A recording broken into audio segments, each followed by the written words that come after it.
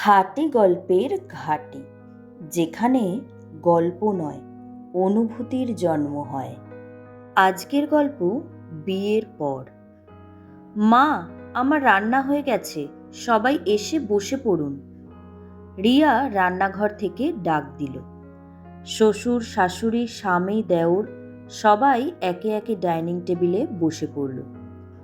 রিয়ার শাশুড়ি জিজ্ঞেস করলেন, তোমার মা কোথায়, খেতে বসবে না?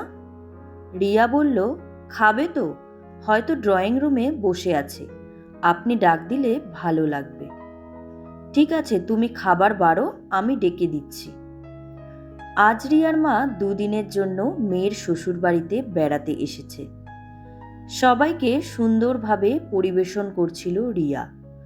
রিয়ার দেওর বলল, বৌদি, আজ মাংসটা যা হয়েছে না, একদম দারুণ, আর 2 পিস পাবো? রিয়া মুখ বন্ধ করে বলল, হ্যাঁ দিচ্ছি। রিয়া নিজের ভাগ থেকে 2 পিস বের করে দেওরের দিকে দিল। সবাই খাওয়া শেষ করে চলে গেল। রিয়া তখন বাসন ধোয়ার কাজে নামবে বলে ভাবছিল, কিন্তু তার আগেই তার মা এগিয়ে এসে বললেন, থাক, আমি একটু সাহায্য করি, তুই একটু রেস্ট নে। রিয়া বলল, না মা, তুমি বসো, তুমি তো এই বাড়ির গেস্ট। কথাটা বলেই রিয়া তার জন্য ভাত বেড়ে নিল।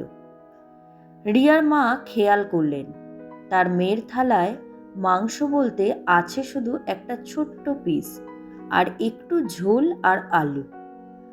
যেখানে আগে রিয়া ভালো পিস না পেলে খেতই না, বাবা ভাইয়ের সাথে ঝগড়া করত খাওয়া নিয়ে, আজ সে নিশ্চুপে এই 1 পিস দিয়েই খেয়ে নিল। কোনো অভিযোগ নেই, কোনো অভিমানও নেই, শুধু মুখে একটু ক্লান্ত হাসি। রিয়ার মা দীর্ঘশ্বাস ফেলে বললেন, যে মেয়েটা একসময় নিজের জন্য ভালো পিস না পেলে রাগ করত, আজ সেই মেয়েটাই নিজের ভাগ থেকে কমিয়ে সবাইকে খাইয়ে দিল। সত্যি, মেয়েরা বিয়ের পর কত তাড়াতাড়ি বড় হয়ে যায়। রিয়া হেসে বলল, তুমিও তো এমনই করতে মা।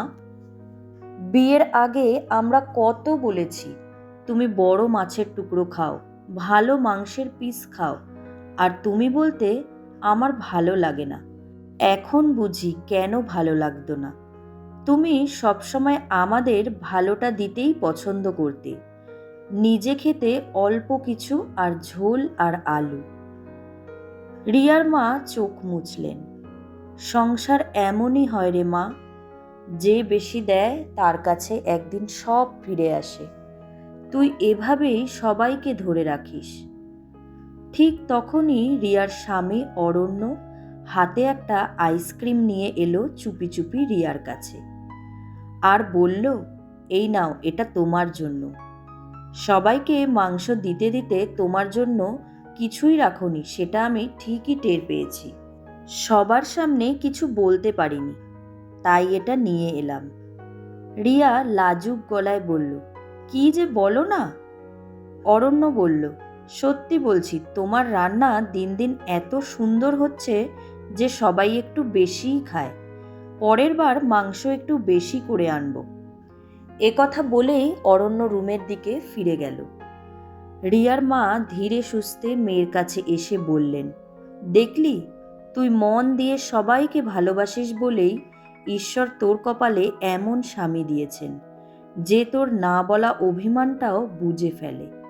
রিয়া মায়ের কাঁধে মাথা রেখে বলল, হ্যাঁ মা, তোমার কথা আজ বুঝতে পারছি। মা বললেন, চল এবার বিশ্রাম নে, আমি রুমে যাই। এই গল্প থেকে আমরা এটাই শিক্ষা পাই, মেয়েরা বিয়ের পর সংসারের জন্য অনেক কিছু স্যাক্রিফাইস করতে শেখে, কিন্তু যদি তাদের পাশে একজন বোঝদার স্বামী থাকে, তবে সেই ত্যাগ কষ্ট নয়, ভালোবাসায় ভরা দায়িত্ব হয়ে ওঠে। কি ঠিক বললাম তো? কমেন্ট করে জানান।